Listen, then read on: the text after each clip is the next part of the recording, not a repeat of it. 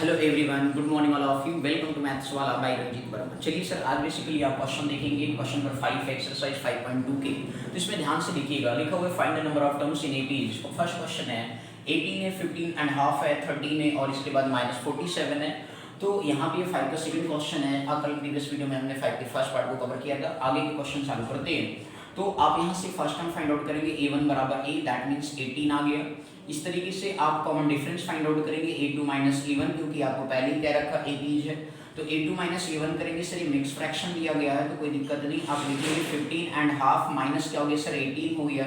15 2 जा 30 प्लस 1 31/2 आ गया, माइनस 18 आ गया। एलसीएम आप टेक करेंगे तो 13/2 माइनस 18/1 कर दिया। तो इस तरीके से जो है आपके पास 13 1 जा 13 हो गया एंड 18 2 जा 36/2 आ गया। तो बड़ा माइनस छोटा करेंगे तो -5/2 आएगा कॉमन डिफरेंस। क्लियर है मेरे भाई लोग। अब इसके बाद जो है आपको लास्ट टर्म दे रखा है एपी का, दैट मीन्स आपको -47 दे रखा है, या आप इसे कॉमन के एन भी लिख सकते हो, डजंट मैटर। अब इस तरीके से जो है मेरे भाई इतना समझ में आ गया। ओके, अब इस तरीके से हमें निकालना क्या, नंबर ऑफ टर्म्स निकालना है कि ये कौन से बेसिकली टर्म का ये वैल्यू है -47, या टोटल नंबर ऑफ टर्म्स इस सीरीज के अंदर कितने हैं तो वो आपको बतानी है सर, ठीक है ना। तो टोटल नंबर ऑफ हमें क्या बताना सर, टर्म्स बताना है, ठीक है। इस सीरीज के अंदर कितने हैं। तो अब आप यहाँ पे क्या फाइंड आउट करेंगे sir ji, nth term of an AP का फार्मूला आपने पढ़ा होगा। nth term of an AP जो होता है सर वो आपने पढ़ा है, कितना होता है भैया, a plus n minus 1 into D होता है। अब यहाँ पे लास्ट टर्म लगा लो, चाहे nth term of an AP लगा लो, दोनों का मीनिंग क्या होता है सर, सेम होता है। इस लास्ट टर्म आपको दे रखा है सर -47। अब इस तरीके से a की वैल्यू आप देखिए सर 18 दे रखा है प्लस और माइनस n माइनस 1, n तो निकालना है, d की वैल्यू -5 क्या दे रखा है सर 2 दे रखा। सर ये प्लस 18 इधर आएगा तो माइनस हो जाएगा, -47 -18 प्लस और माइनस माइनस क्या हो गया 5/2 एंड माइनस क्या हो गया सर 1 हो गया। सेम साइन होने पे क्या होता है, ऐड हो जाता है। तो 7 + 8 15 हो गया ना भैया, और 4 1 5 हो गया, 5 1 कितना हो गया 6 हो गया, -65 हो गया इक्वल टू -5/2 और n माइनस क्या आ गया सर 1 है। माइनस से माइनस क्या हो गया, कैंसिल आउट हो गया। अब ये 2 इधर मल्टीप्लाई हो जाएगा और ये 5 इधर आपका इक्वल टू 5 × n माइनस 1 आ गया सर। अब ये 5 मल्टीपल है तो इधर क्या करेगा, डिवाइड करेगा। तो दैट मींस 65 × 2/5 हो गया इक्वल टू n माइनस 1। तो 5 को आपका टेबल पड़े, 5 1 जा 5, रिमाइंडर 6 में से 5 गया 1, रिमाइंडर 1 13 आ गया। तो 13 × 2 आप इक्वल टू n माइनस 1 हो गया। ये -1 है, 13 2 जा 26, n माइनस 1 आ गया। -1 होने के इधर से आएगा तो क्या हो जाएगा, प्लस हो जाएगा, 26 + 1 दैट मींस कितना आ गया 27 आ गया सर। तो दैट मींस इस पर्टिकुलर सीरीज के अंदर जो है नंबर ऑफ जो टर्म्स होंगे वो हमारे 27 होंगे। कितने होंगे मेरे भाई, 27 होंगे। बोलो बात समझ में आए, कुछ कठिन है क्या मेरे भाई। बस क्वेश्चन प्लस माइनस की गलती नहीं करेंगे, बिल्कुल ध्यान से देखेंगे। क्वेश्चन बड़े मजेदार हैं, बहुत ही आसान लगेगा आपको, बस ध्यान से देखते रहिए। बोलो क्लियर हो गया मेरे भाई, कोई दिक्कत तो नहीं। चलिए सर नेक्स्ट पार्ट बात करते हैं।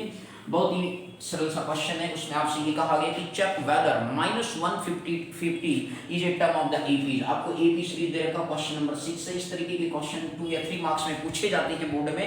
तो लिखा हुआ check whether -150 is a term of the AP. तो आपको एपी जो सीरीज दे रखा है सर जी, वहां पे दे रखा 11 है, 8 है, 5 है, 2 है, डैश है। सर जी इसमें एक आपको nth टर्म मानेंगे -150 दिया गया सर, क्या दिया रखा है -150।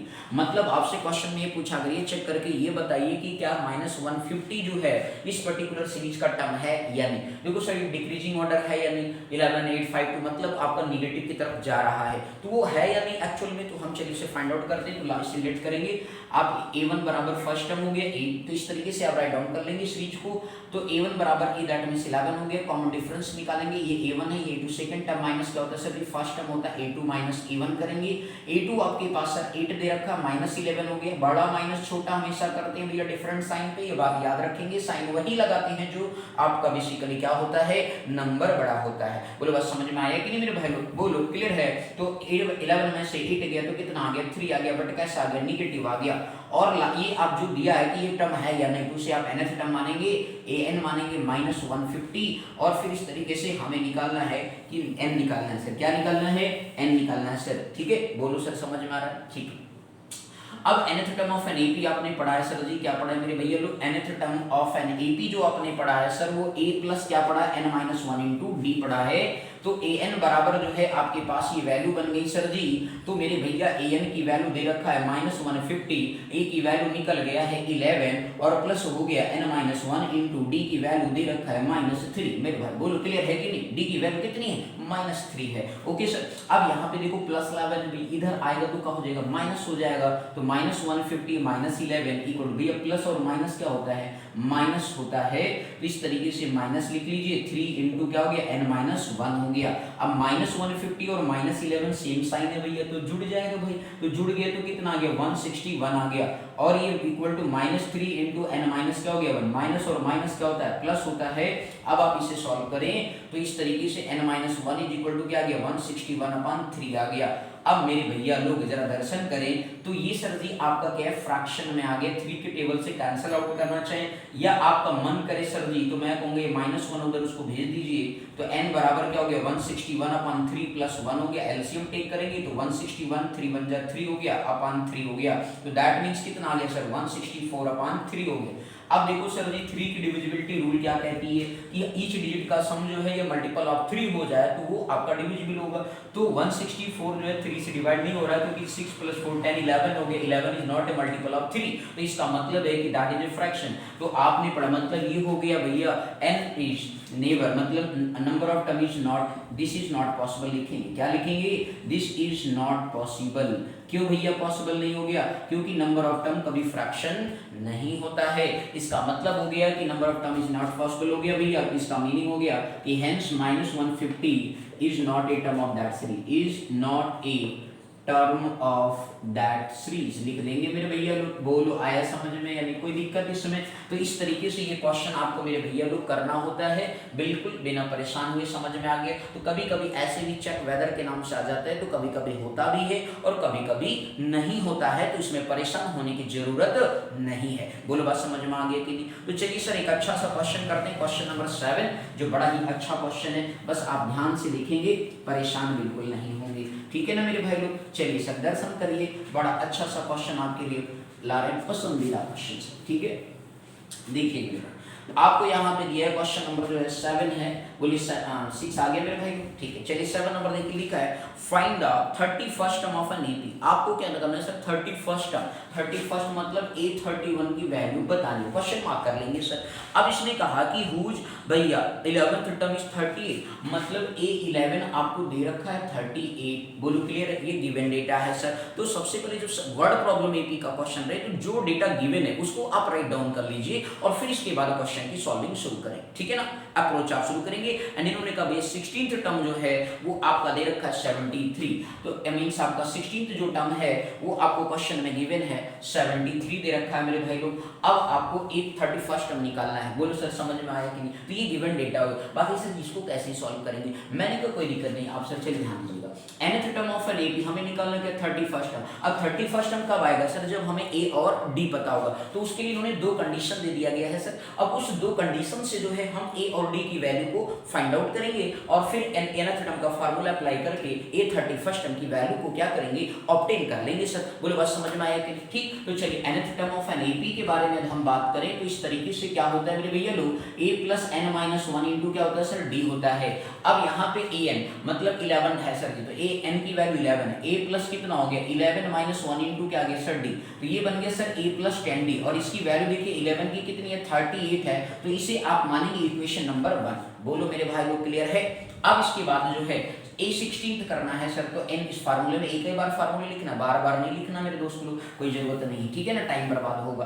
तो a आपका 16 हो गया, a + n की वैल्यू 16 - 1 इंटू क्या हो गया सर d, 16 में से 1 गया कितना आ गया 15 आ गया, तो 15d हो गया। वैल्यू कितनी है सर 73 है। ये इक्वेशन नंबर क्या हो गया सर, सेकंड हो गया। आपने चैप्टर 3 में बड़े अच्छे से पढ़ा था, एलिमिनेशन मेथड पढ़ा था कि नहीं। तो चलो भैया कोफिशिएंट देखो जरा, a और a सेम है ना भाई, तो क्या कर दीजिए सब्ट्रैक्ट करिए, इक्वेशन 2 to 1 कर देते हैं सर। ध्यान से देखिएगा, सब्ट्रैक्ट क्या लिखेंगे, सब्ट्रैक्ट इक्वेशन 2 2 1 लिख देंगे मेरे भाई लोग। तो इस तरीके से a plus 15d equal to क्या आ गया 73 and a plus 10d equal to क्या आ गया 38 आ गया। ये प्लस है भैया तो माइनस हो जाएगा, जो चीज प्लस होती है वो क्या होती है माइनस हो जाती है। 15 में से 10 गया तो 5d आ गया और 13 में से 8 गया तो कितना आता है 5 आता है, 6 में से 3 गया तो 3 आ गया। बोलो सर समझ में आया कि नहीं। अब भैया ये 5 क्या कर मल्टीप्लाई करा किसको d को करा तो उधर का जाएगा भाग के क्या करेगा डिवाइड करेगा, क्या करेगा सर जी डिवाइड करेगा। 5 7 जो कितना हो गया 35 हो गया तो d की वैल्यू क्या आ गया सर